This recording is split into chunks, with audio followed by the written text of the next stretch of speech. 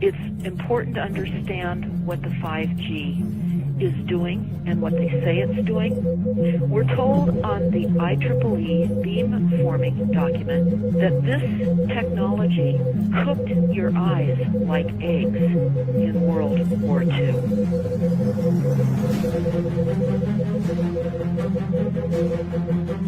And you all need to understand these are military weapons. These are assault frequencies. If you garner nothing more than that, that's what you need to know. It's microwave radiation warfare, is what this is. There's a bioresonance to every individual, just like our fingerprint. Every person has an individual DNA, a different bioresonance.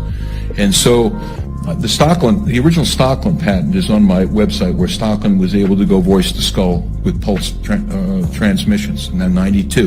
And then after the rest of the development went black ops. We don't really know what happened after that. We knew we could put voices in group people's heads. What they did, and I know from the Russian translation from Cheryl Welsh, from reading all her translated psychotronic stuff from Russia, that they figured out how to biocode these microwaves so that it can attack specific individuals. Once they have your DNA, they take the DNA and they put your DNA code in a supercomputer. And in that supercomputer, they run algorithms that biocode electromagnetic transmissions so they bioresonate with your body. Once they've done that, they can transmit that from satellites or cell towers or aircraft or any number of ways, and that signal will only affect you. Electronic mind control research is not new. A scientific milestone in this area came in the 1960s when Dr. Jose Delgado demonstrated remote control over a charging bull. By connecting a radio antenna to electrodes inserted into the bull's brain, Delgado proved that the animal's aggressive impulses could be thwarted by electronically manipulating the bull's muscle reflexes. Do you realize the fantastic possibilities if from the outside we could modify the inside? Could we give messages to the inside?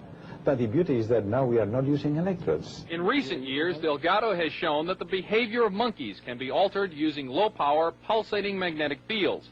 But in these experiments, there were no antenna implants. Any function in the brain, emotions, intellect, personality, well, could be perhaps modified by this non-invasive technology. Delgado's research has so far been limited to animals. But in the Soviet Union, a radio frequency, or RF device, has been used for over 30 years to manipulate the moods of mental patients. The Human Genome Project was carried out at the Lawrence Berkeley National Lab, where I was a staff scientist for 5 years. They were tracking people in the lab by the electromagnetic frequency emitted by individuals' DNA. The DNA in every living thing has a unique frequency and signal. That is what they're using, what they're focusing on, and what they're weaponizing to completely control us. All they need is to kind of identify your DNA fingerprint like with your name, and then they can watch you 24 hours a day. This is one part. The other part so we are running a GPS system? Yes. The way the technology works, the voice to skull, is to tap into the resonant frequency of the DNA of the individual, the targeted individual. And this allows total mind, spirit, and body control over the individual by those who are running this program. Since I saw on a daily basis how intimately involved in this program of voice to skull social engineering and gang stalking my private security company was, I couldn't help but notice that our client, one of the largest corporations in America and indeed the world, just happened to have a massive database of DNA on its property. A DNA database that stores the DNA of millions of Americans. Their emotions, their thoughts, their minds, their heartbeat, their muscle movements, their dreams, their thoughts. Everything they see and everything they hear is all recorded and manipulated by this technology. And all of this is made possible by the people running this program, utilizing the technology to tap into the resonant frequency of the individual's DNA. The digital receiver is the human brain. Okay, so you could be standing in a room full of 100 people. The stream of energy, the stream of electromagnetic... It's everyone, but you're the only one who gets it. That's what I was saying, yeah. It would pass right through and around everyone, and they would not even sense anything. But the victim would absorb the energy and feel its effects, because only the victim possesses that specific brainwave signature, which the stream of energy is tuned into. The supercomputer begins to monitor all electromagnetic activity of the victim's brain by way of this bidirectional stream of energy. And it begins to monitor and download all that information back into its database. The supercomputers are designed to clone, to download one's entire persona and psyche back into its database. Because of my responsibilities in surveillance as a otherwise normal security specialist, I was showed this technology at work. And it was through the perspective, of course, of the camera, and what I was told that it was obvious it was being used through the eyes of the targets. So I have seen it, and it is absolutely remarkable. It's just like a first-person, video game or something where you see right through the eyes of the individual. When we look through our eyes, there are photons hitting the outside of our face. They don't actually make it into the part that thinks. The part that thinks is looking at something else. It's looking at some kind of weird compressed signal. Basically, those optical signals are interpreted by the brain, and then you perceive them as vision. You perceive them as pictures and so forth, but this is all electrical signals within the brain. And so the exact same thing, the data is taken in through the eyes, and then your brain renders it in a visual form that we know as sight. The exact same thing happens with the computer. The data is sent to the computer, then it is rendered in the form of a picture that people can look at. Images, like natural images, like what I'm looking at, have so much structure that they can be shrunk and compressed into a very tiny, what AI people call representation. So what our brains seem to do is build a very, very good compressed representation of the world. Call it a model.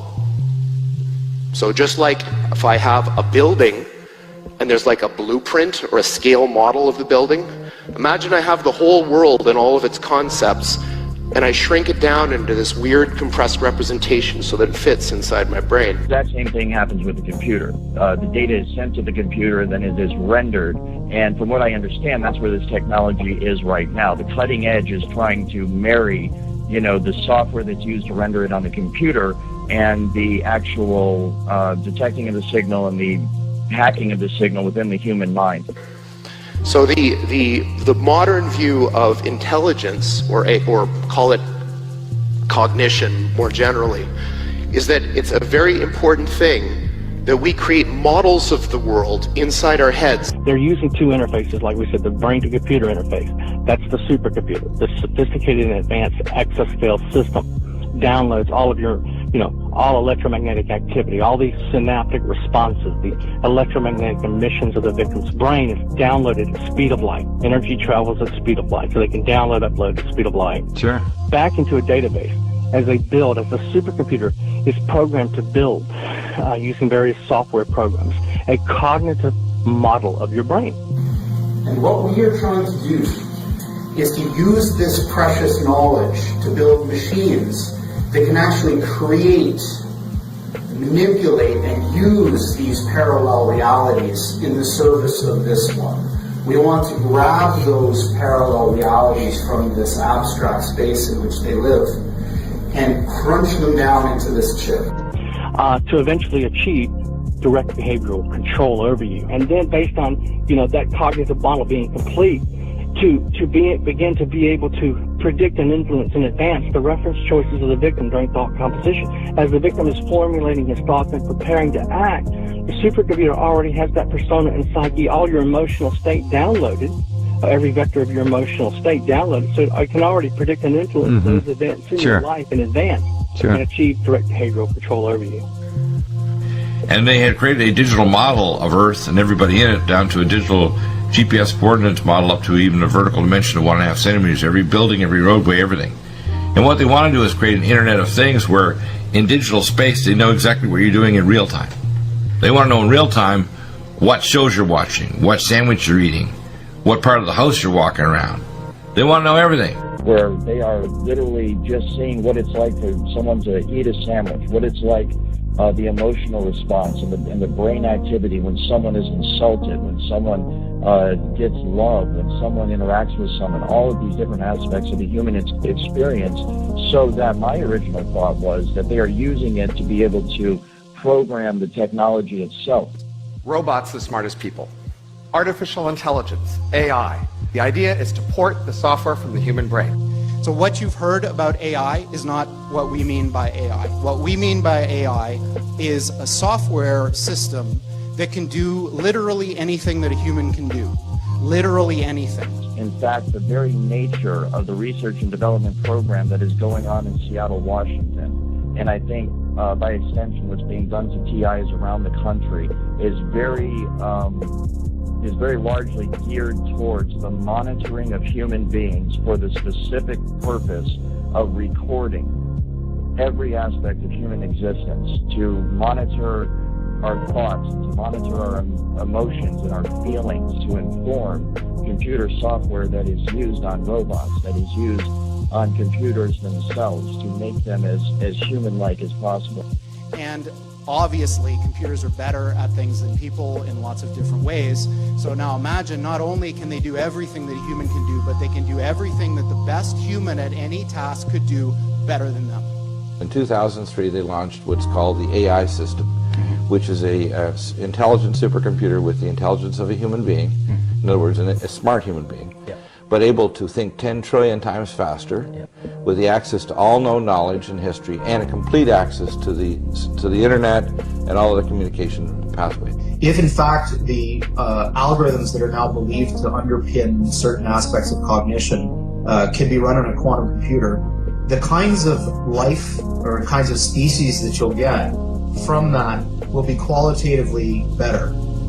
What you might get is a sentience which is fundamentally different and better, in the sense that they'll learn things faster, they'll have deeper insights, they'll be able to predict into the future farther, they'll be able to take actions that have access to understanding that we don't. That's in a sense what I'm talking about, is that if you could build an intelligence that had a deeper ability to speculate about the outcome of its actions, you might be able to get something that was qualitatively smarter. You would say, if you wanted to, it's hard to define intelligence, but qualitatively better to predict the future more effectively than any human biological brain could do. So you're dealing with a system of remote neural networks. That's what's targeting you, okay? Remote neural networks, okay, with a will, intellect, and emotion of their own. The system, the RNM supercomputer that's targeting you, okay, that uses one of these three relay stations, the tower, satellite, or mobile platform, it actually locks on to your emotional state. Once the cognitive model, this generic model is built, it begins to lock on to your emotional state, okay? And then it begins to not just to monitor, but to manipulate that emotional state. They need to map out all 7 vectors of the emotional state of the victim in order to create this cognitive model, this reverse engineered will, intellect, and emotion. That's your human soul, by the way, okay? The human soul is the will, intellect, and emotion of the victim. They figured out what to do with the human body. The 5 senses, they can pretty much achieve whatever they want by manipulation of the human anatomy with mind control technology. Now they're going after the soul, the will, intellect, and emotion. I could build, I think, a soul. Here's how I would do it. I copy you exactly into a digital environment. Everything about you. Imagine that was possible. It probably is. So if I copy you into a machine, that copy process has all of the properties we were talking about as being a soul. First of all, it's immaterial, because copying, that's not a thing, it's a process. It's immortal. It's just like you. You can put it in any environment you want, heaven, hell, make a simulation. So, all of these things that reside in our heads, these abstract concepts, I think that eventually we can build them, and we have to decide what we want to build. They are building false realities into which they want to induct you so they can play God.